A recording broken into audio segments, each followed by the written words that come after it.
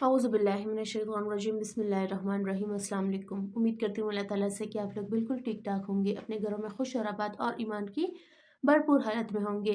सबसे पहले मेरी तरफ से आप सबको उम्मत मुस्लिमा को रमज़ान ढेरों ढेर मुबारक, रमज़ान की बरकतें ढेरों ढेर मुबारक। अल्लाह ताला इस रमज़ान के सदक़े मेरी और आपकी हम सब की तमाम गुनाहें माफ़ करे, हमारे ऐबों पर पर्दा डाले और जो हम ख़ताएँ भूल चूक में कर बैठे हैं अल्लाह ताला हम सबको उनकी माफ़ी दे और उनका असर हमारे बच्चों पर, हमारे फ्यूचर पर ना पड़ने दे।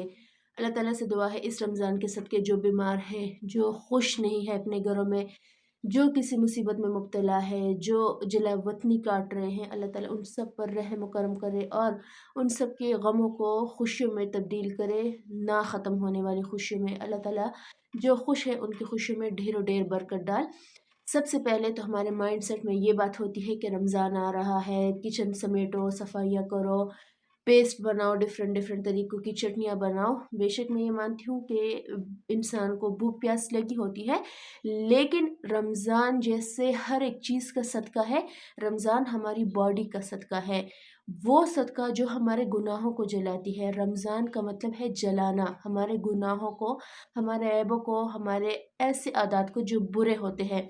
तो इस रमज़ान हमें ये तहैया करना है, ज़्यादा नहीं, 1 या 2 जो हमारी बुरी आदत है, जो हमें पता है, वो हमें स्किप करनी है। हमें अपने आप पर जो है वो जतन करना है किसी भी तरीके से। हमें 1 या 2 अपनी बुरी आदत इंसान को पता होती है, हमें ये तहैया करना है इस रमज़ान हम वो अपनी बुरी आदत ख़त्म करें।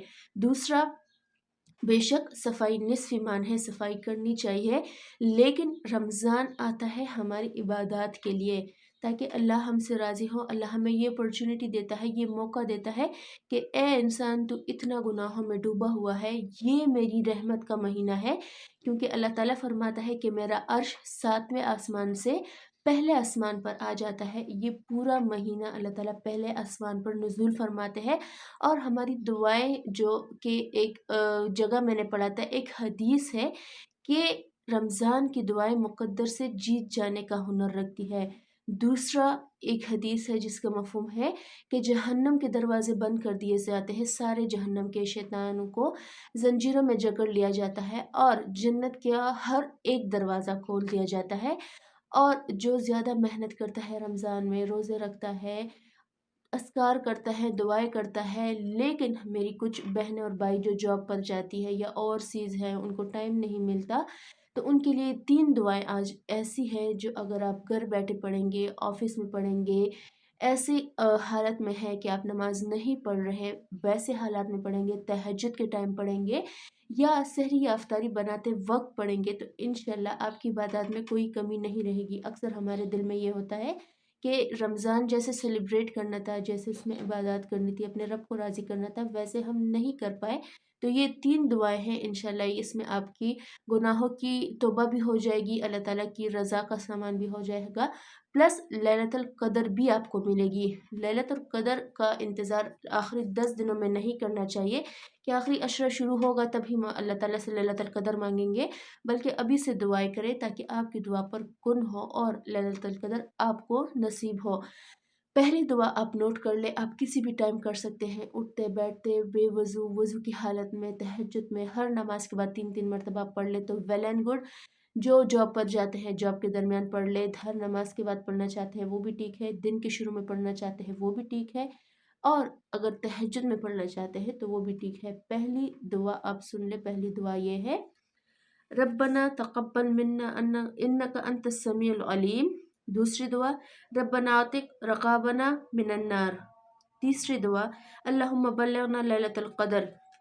अब अगर हम इस दुआ के तर्जुमे को सुन लें तो अपने गुनाहों की तौबा भी है, अल्लाह ताला को अपनी दुरूदात भी सुनानी है, दुआ की कबूलियत का भी है और लैलतुल क़द्र पाने का भी है, प्लस जहन्नम की आग से पनाह भी है। ये दुआ के अगर आप एहतमाम करेंगे तो इंशाअल्लाह आपकी इबादत में कोई कसर, कोई कमी नहीं रहेगी। कुछ बहनों के भाई में अक्सर मेरे दिल में भी ये गिल्ट रहता है कि रमज़ान को वैसे मैंने नहीं सेलिब्रेट किया जैसे करना चाहिए था, क्योंकि एज़ अ मदर हम इतने कामों में गिर जाते हैं, बच्चों के आगे पीछे लगे रहते हैं कि वैसे ही हम इबादत नहीं कर पा रहे होते, नमाज भी पढ़ रहे होते तो बच्चे आगे पीछे हो रहे होते, ध्यान हमारा हट जाता है। अगर आप इस दुआ का एहतमाम करेंगे तो इंशाअल्लाह आपकी सारी दुआएं, सारी इबादत कबूल होंगी। मस्ट शेयर कीजिएगा, क्योंकि एक का बदला 70 में आपको रमज़ान में मिलता है। एक इस्तग़फ़ार आप पढ़ते हैं तो 70 काउंट होता है। एक दुआ अगर आप एक दफ़ा रिसाइट करते हैं तो 70 के इक्वल होगा। एक और बात कि हम रेस लगा देते हैं तिलावत कुरान पाक में या ख़त्म कुरान पाक में कि हमें फ़लाँ बंदे ने 10 किए थे, लास्ट बार मैं 20 करूँगी, फ़लाँ बंदे ने 1 किया था तो मैं 2 करूँगी। कोई ज़िद, कोई रेस नहीं है ये। समझ के पढ़े अल्लाह ताला हमसे क्या कहना चाह रहे हैं, क्यों कुरान पाक नाज़िल किया था, इसकी हिस्ट्री बयान करें। एक सूरत आप पढ़ रहे हैं, एक वज़ीफ़ा आप पढ़ रहे हैं, उसकी हिस्ट्री जानिए। एक रुक अगर आप पढ़ते हैं उसकी हिस्ट्री, तफ़सीर, तर्जुमा सब अवेलेबल है ऑनलाइन, हर ज़ुबान में है। आप कोशिश कीजिएगा कि तर्जुमा और तफ़सीर के साथ पढ़ें। अपना ढेर सारा ख्याल रखिएगा। मुझे मेरी फैमिली की दुआ में याद रखिएगा। इंशाल्लाह कल मिलती हूँ आपसे। अल्लाह हाफ़िज़।